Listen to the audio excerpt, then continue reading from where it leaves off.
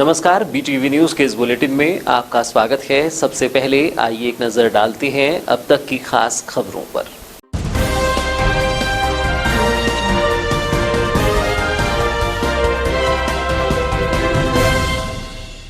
Ticket घोषणा के बाद भाजपा में घमासान, बगावत पर उतरे पार्टी पदाधिकारी एवं कार्यकर्ता। पूर्व पार्षदों ने भी निर्दलीय भरा नामांकन, कहा भाजपा ने हमारे साथ किया विश्वासघात। आधा दर्जन से ज्यादा लोगों ने भरा निर्दलीय नामांकन। सड़क हादसे में एक युवक की मौत, 3 लोग घायल। कार का टायर फटने से घटित हुआ सड़क हादसा। टायर फटने के बाद विद्युत पोल से टकराई कार। वारासिवनी कटंगी मार्ग पर घटित हुआ सड़क हादसा। रमरमा पिकनिक मनाने गए थे सभी चारों युवक।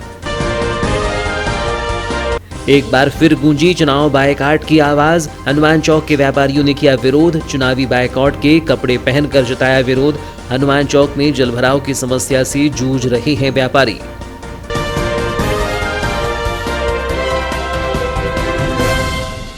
भाजपा ने हमारे साथ विश्वासघात किया है। हम पार्टी के जमीनी कार्यकर्ता रहे हैं। पार्टी के डंडे से लेकर झंडा उठाने तक काम किया है, लेकिन जो टिकट वितरण किया गया है उससे जमीनी कार्यकर्ताओं में असंतोष है। ये कहना है भाजपा से टिकट नहीं मिलने से निराश उन प्रत्याशियों का जो कल तक भाजपा के पार्षद, पदाधिकारी और कार्यकर्ता थे, जिन्होंने नगरपालिका चुनाव में पार्टी के अधिकृत उम्मीदवार के खिलाफ निर्दलीय रूप से अपना नामांकन जमा किया है। बता दें कि आगामी 22 जून तक साफ हो जाएगा कि कथित बगावती तेवर गर्म रहते हैं या फिर दबाव के कारण नरम पड़ जाती हैं, क्योंकि पार्टी के बड़े पदाधिकारियों का मानना है कि रूठे हुए लोगों को पार्टी मना लेगी। हालांकि यह तो वक्त ही बताएगा। बहरहाल भाजपा में अधिकृत प्रत्याशियों की घोषणा के बाद से आधा दर्जन से ज्यादा पार्टी पदाधिकारी, पूर्व भाजपा पार्षद और कार्यकर्ताओं ने अपना नामांकन दर्ज किया है, जिसमें वीणा कनौजिया, सुनील खोटेले, राजेंद्र गुड्डा चौधरी, अलका महेंद्र रामटेक्कर, संतोष ठाकरे, बिहारी उर्फ पप्पू चौधरी, उषा धुवारे, कपिल मेश्राम, सारिका रामलाल बिसेन सहित अन्य उम्मीदवार शामिल हैं। बता दें कि इस बार नामांकन भरने वालों में भाजपा के टिकट वितरण से रूठे हुए उम्मीदवार हैं, जिन्होंने निर्दलीय प्रत्याशी के तौर पर अपना नामांकन भरा है, जिसमें वार्ड क्रमांक 13 से कपिल मेश्राम, पूर्व पार्षद सिद्धार्थ शेंडे, पूर्व पार्षद सारिका बिसेन सहित अन्य शामिल हैं। चर्चा के दौरान भाजपा की ओर से पूर्व पार्षद रही सारिका बिसेन ने कहा कि उन्होंने संगठन से टिकट की मांग की थी, लेकिन संगठन ने उन्हें टिकट नहीं दी। हम संगठन से नाराज नहीं हैं, लेकिन चुनाव लड़ रहे हैं। आज आपने नामांकन भरा निर्दलीय, किस मुद्दों को लेकर वार्ड में जा रही है? टिकट क्यों नहीं मिल पाई आपको? मैंने संगठन से बोला था कि मुझे चाहिए टिकट, लेकिन संगठन ने नहीं दिया। मुझे उसका कोई गुस्सा नहीं है या मुझसे नाराज़ नहीं हूँ। मैं अपने स्वयं से लड़ रही हूँ। किन मुद्दों को लेकर वार्ड नंबर 12 में जा रहे हैं कि जो प्रत्याशी वो आप ही की पार्टी से पहले थे? मेरा पहला मुद्दा ये है कि जनप्रतिनिधि जो हमारे हैं, जो मतदाता हैं, उन तक जो योजनाएं आ रही हैं, हमारा काम है उन तक पहुंचाना। बहुत सारी योजनाओं का उन तक पहुंच नहीं पा रही है, जिससे वो गुस्सा भी हैं। बहुत सारी चीज़ें ऐसी हैं जो वार्ड में होना चाहिए, लेकिन वो सफाई हो गई, नाली हो गई, इन चीज़ों का महत्वपूर्ण ध्यान रखना पड़ता है हमें, लेकिन ये चीज़ें नहीं हो पा रही हैं। इस कारण मैं इस वार्ड नंबर 12 से खड़ी हो रही हूँ। वहीं वार्ड क्रमांक 13 से भाजपा की ओर से पूर्व पार्षद रहे सिद्धार्थ शेंडे ने कहा कि उनके द्वारा आरक्षित सीट वार्ड क्रमांक 13 से अपना निर्दलीय प्रत्याशी के तौर पर नामांकन दाखिल किया है, जबकि उनकी पत्नी के द्वारा वार्ड क्रमांक 14 से नामांकन दाखिल किया गया है। उन्होंने कहा कि पार्टी के अंदर जिस तरीके से टिकट का वितरण किया गया है, उससे सभी में असंतोष व्याप्त है। आज आपने कहाँ से नामांकन भरा है? मैंने वार्ड क्रमांक 13 जो कि आरक्षित सीट है, इस सीट से ही अपना नामांकन पत्र आज दाखिल किया। आपकी वाइफ ने भी किया है? हाँ, मेरी वाइफ ने भी वार्ड क्रमांक 14 से नामांकन पत्र दाखिल किया है। क्या आपने पार्टी से असंतुष्ट होकर ये नामांकन दाखिल किया है? क्या कुछ प्राथमिकता है अपने वार्ड के लिए आपकी?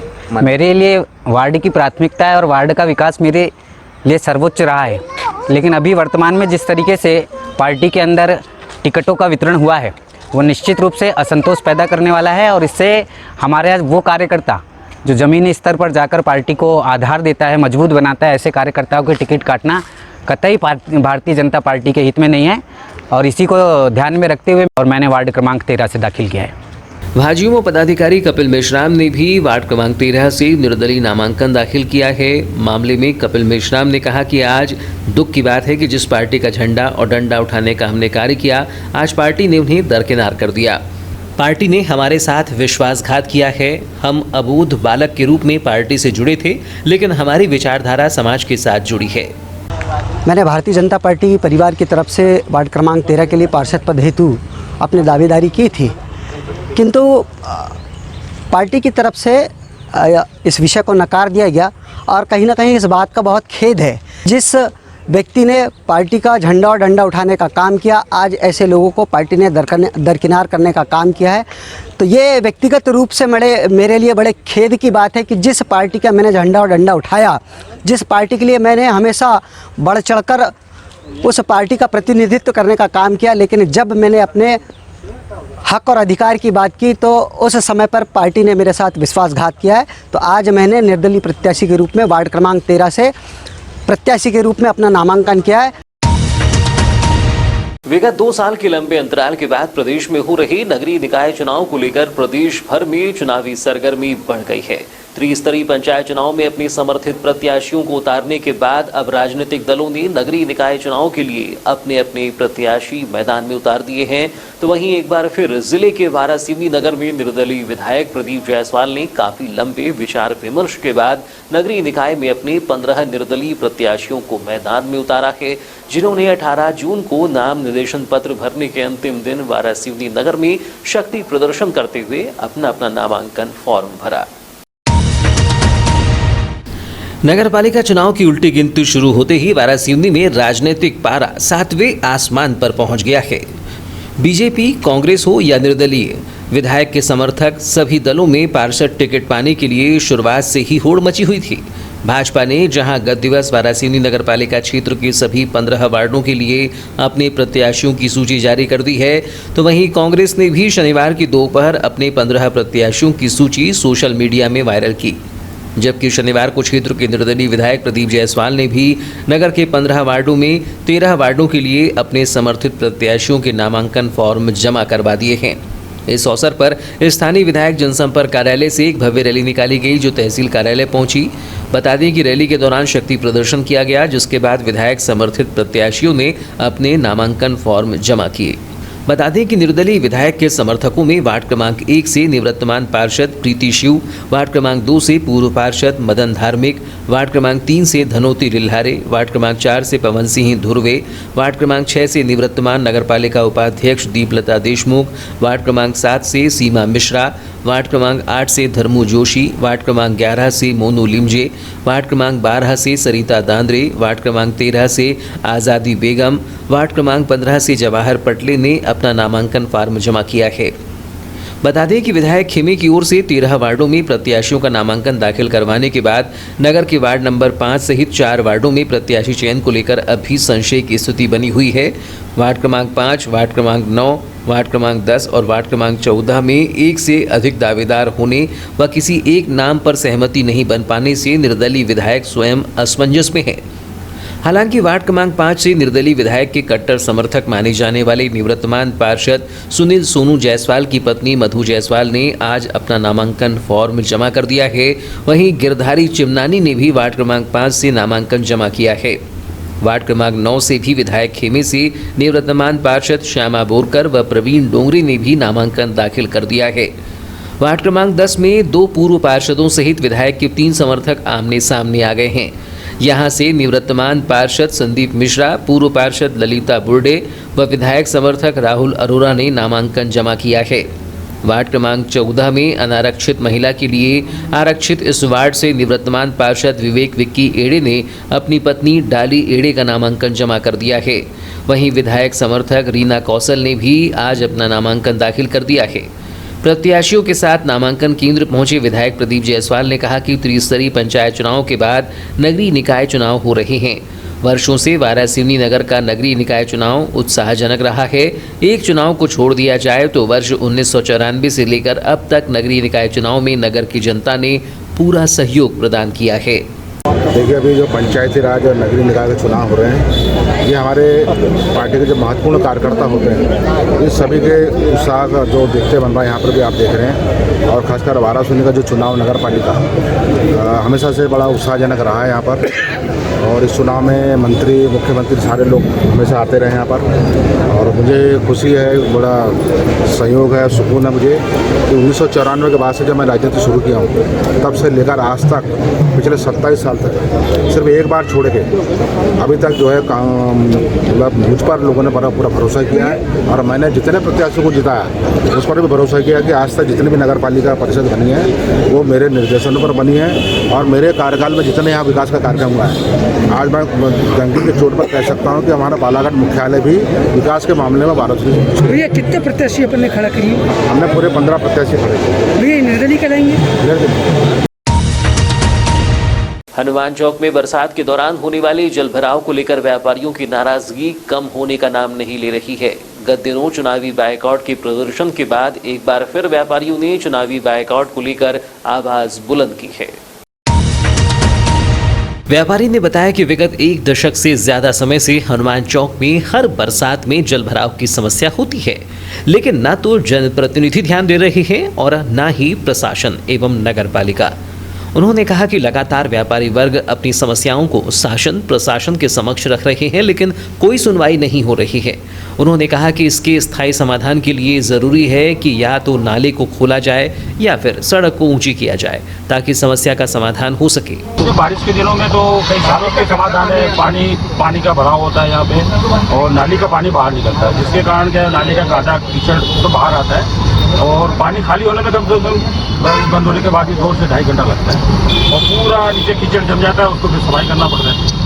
ये जो समस्या है जल भराव की विगत कितने वर्षों से आ रही है? तो 8-10 साल से है। इसका पहले तो क्या है, इसका यहाँ पे नाला था, जो हनुमान मंदिर है वहाँ से लेके केनेरा बैंक के बाजू से एक नाला था पीछे जाने का पानी का, वो नाला ही पूरा बंद हो गया, तो वो पानी क्या बड़ा नाली में चले आता था, अब वो नाली के थ्रू इधर आता है और यहाँ पर आके नीचे भागे तो नाली का पानी पूरा बाहर निकलता है। इसका स्थायी समाधान है, या तो नाला खुलवाइए और या तो इस रोड को थोड़ा इस भाग को थोड़ा ऊँचा करिए रोड लेवल से, तभी इसको पानी का समाधान होगा। उसके बाद कोई समाधान नहीं है इसका, क्योंकि पानी बाहर निकलता है नाली से, इसलिए जब तक ये ऊंचा नहीं होगा तो पानी का ऊपर या तो नाला नीचे होना चाहिए रोड से, तो पानी का समाधान है।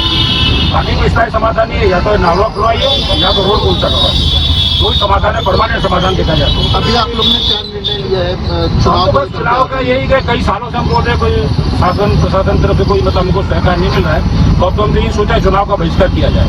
उसका एक यही है मतलब है कि अगला कदम हमारा, उसके बाद भी यदि उसका नहीं पड़े फर्क होगा तो और आगे चक्का जाम और आगे कई मतलब उसके नाव भी, इसके पहले हमने 2 साल पहले 1.5 साल 2 नाव भी चलाए थे, तो उसके भी कोई प्रशासन को कोई फर्क नहीं पड़ रहा है। तो अभी ये चुनाव का बहिष्कार कर रहे हैं, उसके बाद भी कोई फर्क नहीं पड़ा तो फिर आंदोलन का नया रूप कोई भी सोचेंगे। व्यापारी शेखू वैद्य ने बताया कि 2 वार्डों के व्यापारियों ने एक मते निर्णय लिया है कि जब तक समस्या का समाधान नहीं तब तक मतदान नहीं का नारा बुलंद किया जाएगा, ताकि शासन प्रशासन का ध्यान जाए और वह दशकों से बनी समस्या का निराकरण कर सके। विगत कई वर्षों से प्रशासन को और जनप्रतिनिधियों को यहाँ पर हमने सूचित किया है कि भाई हनुमान चौक में जलभराव की समस्या होती है, और आप भी देखते हैं कि जब भी यहाँ पानी गिरता है मानसून के समय पे तो आने जाने में बहुत दिक्कत होती है, व्यापारियों की दुकानों में पानी भर जाता है, जिससे व्यापार का भी बहुत नुकसान होता है और आने जाने में भी बहुत दिक्कतें होती है। गाड़ियों में पानी भर जाता है, गाड़ियाँ खराब होती है, व्यापार का तो नुकसान होता ही होता है। तो इसके लिए बहुत बार हमने प्रशासन को भी बोला, जनप्रतिनिधियों को भी बोला, लेकिन उन्होंने कोई कान बात नहीं दिया अभी तक के। इसीलिए हमने सोचा है कि भाई वार्ड नंबर 28 और 29 के निवासी मिलकर और व्यापारी मिलकर इस चुनाव का, नगर पालिका चुनाव का बहिष्कार। किस प्रकार की समस्याएं आती है आप लोगों को व्यापार में? व्यापार में देखिए, अब यहाँ पानी आपने देखे होंगे कि जब भी यहाँ पानी गिरता है तो ये घुटने के ऊपर तक के पानी आ जाता है, तो यहाँ दुकानों में पानी भर जाता है, उसके कारण हमारे यहाँ कस्टमर नहीं आ पाते। पीछे आप कॉलोनी में, अगर स्नेहनगर वाली कॉलोनी में जाएंगे तो वहाँ पर पानी घुटने के भी ऊपर रहता है, गाड़ियों से हम अपने घर नहीं पहुँच सकते, ये स्थिति रहती है अगर 1 घंटा भी पानी गिर गया तो। इसके लिए हमने विगत कई वर्षों से सबको बोला है, प्रशासन को बोला है, जनप्रतिनिधियों को बोला है, लेकिन किसी ने अभी तक कोई ध्यान नहीं दिया। 50-60 व्यापारी है हनुमान चौक के, और पीछे कॉलोनी के रहवासी सबने मिलकर निर्णय लिया है कि भाई इस बार वार्ड नंबर 28-29 के व्यापारी और सभी सामान्य जन मिलकर चुनाव का बहिष्कार करेंगे नगर पालिका का, ताकि प्रशासन की और हमारे नेताओं की आंखें खुलें। नगरीय क्षेत्र के मोती तालाब के पास विगत कुछ दिनों से एक गाय पड़ी है, लेकिन उसकी ओर किसी का ध्यान नहीं है। न तो गौपालक का पता चल रहा है और न ही गौरक्षकों का। जिससे गाय वहीं पड़ी है। पशु चिकित्सक भी उपचार करके उसे वहीं छोड़ दिया है और उन्हीं का कहना है कि यदि जल्द ही इसे यहाँ से नहीं ले जाया गया तो गाय की मौत हो सकती है। महिला ज्ञानवंती नगपुरे ने बताया कि विगत कुछ दिनों से यहाँ गाय है, किसकी है इसका कोई पता नहीं चल पा रहा है, वहीं उठ भी नहीं सकती है, जिसको लेने अब तक कोई नहीं आया है। काली रंग की इस गाय पर कुछ गौ प्रेमियों ने पानी से बचाव के लिए पॉलीथीन लगा दिए हैं। गाय किसकी पता नहीं जी, लेकिन ना यहाँ पे एक सप्ताह करीब होने लगा वो गाय वहीं है। उसको देख रेख के लिए करके यहाँ पे आते हैं 2-4 लोग, पर अब नगर पालिका के हैं वो।